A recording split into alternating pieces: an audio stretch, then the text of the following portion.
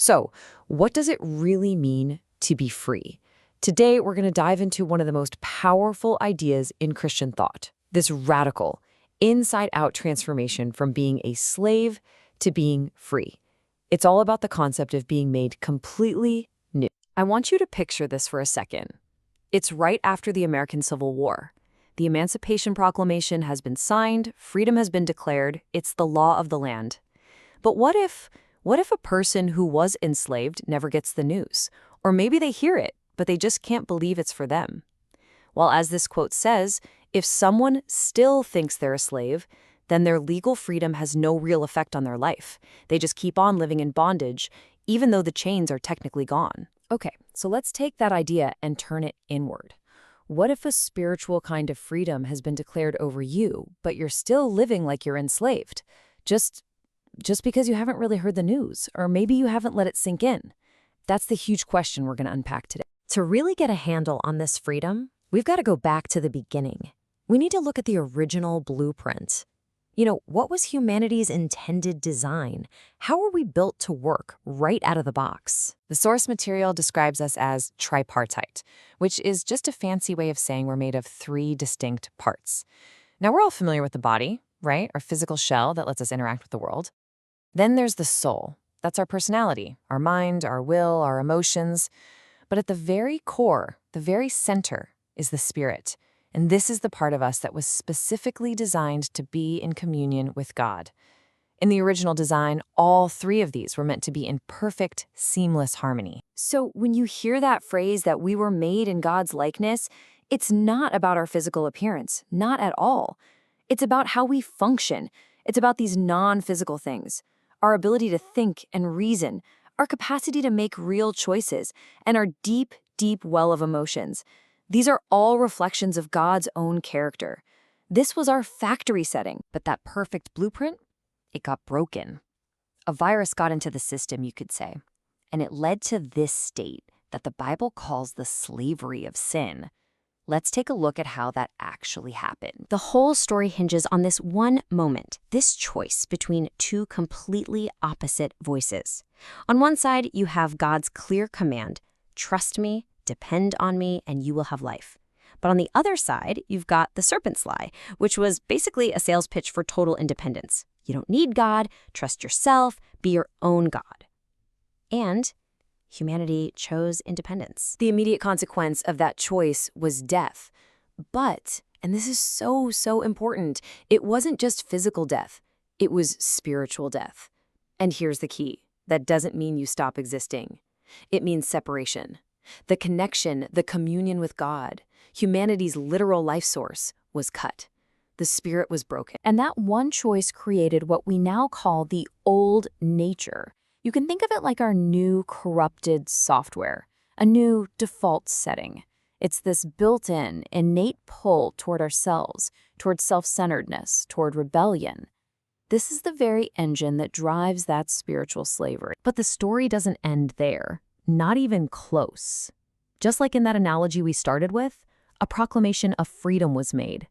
This is the legal turning point of, everything. The source material paints this incredible picture of a heavenly courtroom to explain it. Imagine this. God is the judge, the ultimate moral lawgiver. Humanity, that's us, we're the defendant, and we are, without a doubt, guilty. Justice has to be served. But then, the defense attorney, Jesus, steps forward and does the most unbelievable thing. He offers to take the entire penalty himself. And the judge accepts. The gavel comes down. The verdict is read. Justified. And that brings us to this huge theological word, justification. The most crucial thing to get about this is that it's a legal act.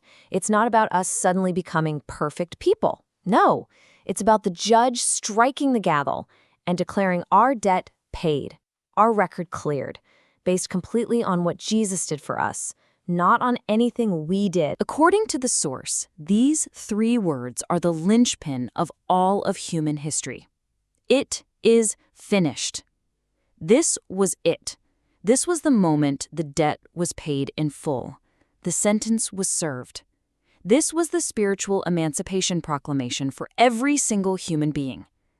In that instant, the legal reality of the universe was changed forever. Okay, so this brings up a massive question, doesn't it? If we're legally free, why does life still feel like such a struggle so often? Let's get real and talk about the daily reality of what this freedom actually looks like. Yeah, this is the one. This is the question that trips up so many people. If the war is legally won, why am I still fighting battles every single day? If I'm supposed to be this new creation, why does the old me keep showing up at the worst possible times? Well, the source gives us a way to understand this tension. Here is the absolute key to the whole conflict. When a person puts their faith in Christ, that old nature, that corrupted software, it isn't just poof, erased. Instead, a grand new nature is implanted right alongside it. So now you've got two opposing forces living inside of one person. The old self, which is still inclined towards sin and self, and the new self, which is now inclined toward God. So, which one wins? Which one gets to call the shots? This powerful spiritual principle gives us the answer. You become a servant to the one you obey. Every single day, sometimes every single moment, we face a choice. Are you going to follow the pull of that old, enslaved nature, or are you going to yield to the leading of the new, free one?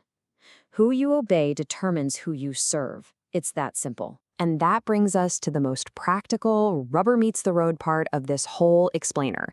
See, it's not enough to just know you're free. You have to learn how to live like you're free. This is the roadmap for actively choosing that freedom day in and out. So how do we actually do this? Well, it really boils down to 3 steps. Step 1, know your new identity. This starts in your head. You have to constantly, deliberately remind yourself of the legal fact.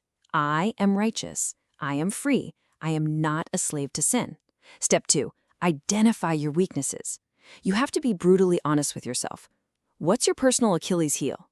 Where does that old nature fight the hardest for control? And then, step 3, choose your governing nature.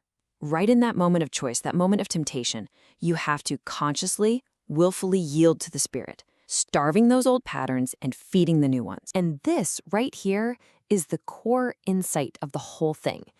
True spiritual freedom isn't the absence of struggle. It's not some magic wand life where you're never tempted again. No, it is the God-given power to choose who governs you. It's the ability right in the middle of the fight to say no to that old master and yes to the new one. So, we end right back where we started. The proclamation of emancipation has been made. The debt has been paid. You are legally, positionally, 100% free.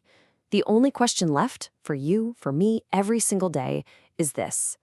Knowing you're free, who will you choose to serve?